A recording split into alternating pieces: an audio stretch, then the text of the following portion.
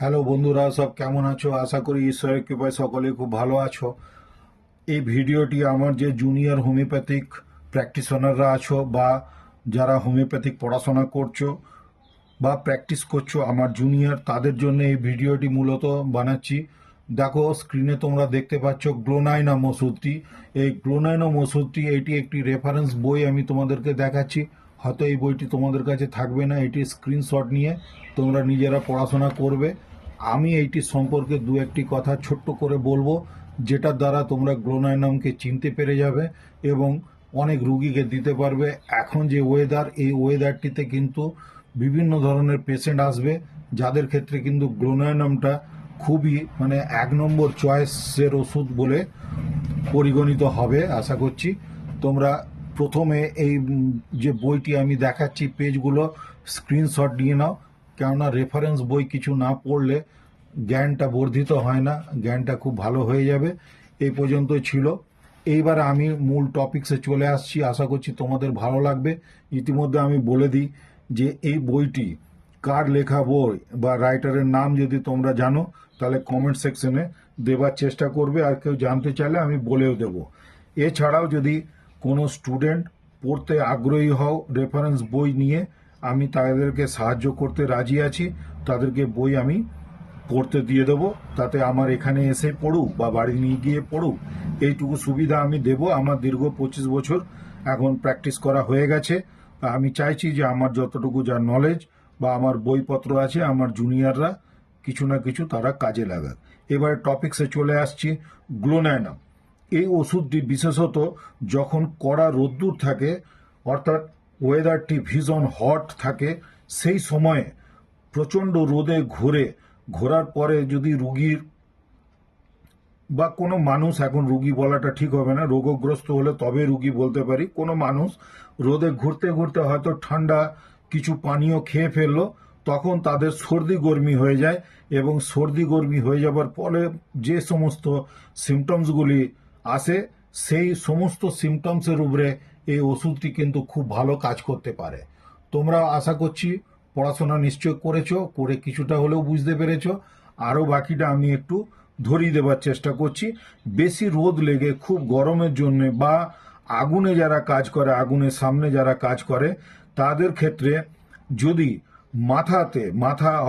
মাথা ব্যথা শুরু হয়ে গেল বা অত্যধিক হিটের কারণে মূর্ছা চলে গেল, অর্থাৎ অজ্ঞান হয়ে গেল, এবং তার পালসটি ক্রমশ ক্ষীণ হয়ে আসছে, এইরকম যদি পরিস্থিতি হয়, তাহলে কিন্তু আমরা এই গ্লোনাইনাম ওষুধটির কথা কিন্তু ভাবতে পারি।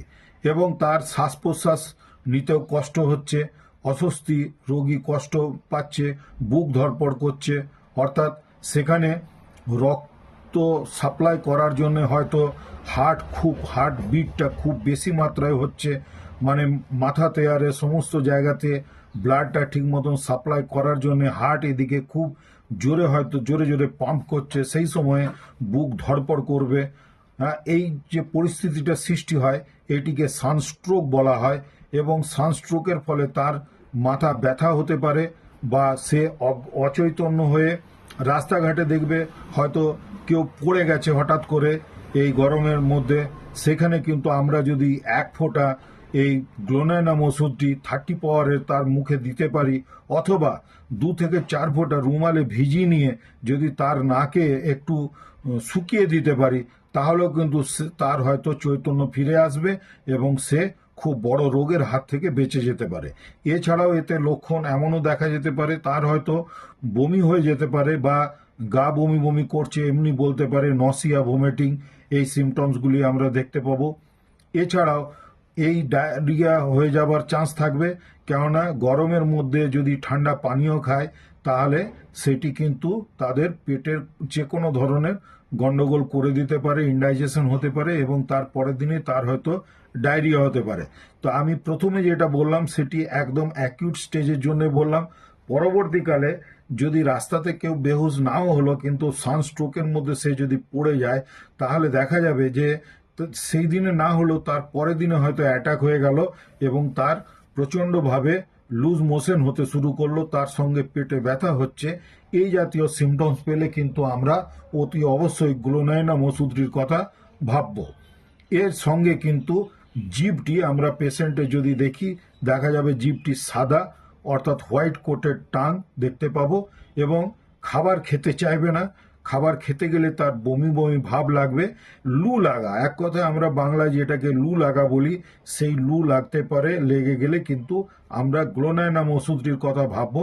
আর একটি টিপস আমি দিয়ে দিতে চাইবো আমার জুনিয়র যারা বন্ধু আছো হোমিওপ্যাথিক প্র্যাকটিশনার, অথবা এই টিপসটি কিন্তু এমনি যে কোনো সাধারণ মানুষের ক্ষেত্রেও এটি প্রযোজ্য হতে পারে। যে তোমরা যদি দেখো যে খুব রোদের মধ্যে তোমাদেরকে বেরোতে হবে, তাহলে গ্লোনাইনাম ওষুধটি 30 পাওয়ারের ওষুধটি যদি বাড়িতে রেখে দিতে পারো, খুব বেশি আমাদের ওষুধের দাম লাগে না, 1 গ্রাম কোয়ান্টিটি বলা হয় অর্থাৎ 5 ml 30 পাওয়ারের ওষুধটি বাড়িতে যদি রাখো এবং বেরোবার সময় 2 চামচ জলে 2 থেকে 3 ফোঁটা খেয়ে বেরো, তাহলে কিন্তু লু লাগবে না। এটা আমি আমার পার্সোনাল অভিজ্ঞতা বললাম। আমি কিন্তু এখন ইদানিংকালে আর বেরোই না।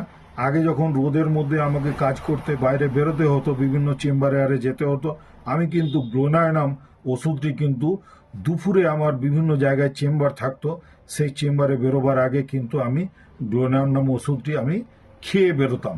তাতে করে আমার কিন্তু কোনোদিনই লু লাগা ব্যাপারটা আমার কিন্তু হয়নি। তো সেই আমি আমার এক্সপিরিয়েন্সটি তোমাদেরকে শেয়ার করলাম। আশা করছি এই ভিডিওটি তোমাদের ভালো লাগলো। যদি ভালো লেগে থাকে তাহলে লাইক শেয়ার সাবস্ক্রাইব করে নিয়ে আমার সাথ দেওয়ার চেষ্টা করবে, তাহলে আমি আমার নিজস্ব এক্সপিরিয়েন্স যতটুকু যা হয়েছে এত এই কদিনের ভিতরে তোমাদের সঙ্গে শেয়ার করার চেষ্টা করব। ধন্যবাদ, সকলে খুব ভালো থেকো, নিজের শরীরের যত্ন নিতে ভুলো না।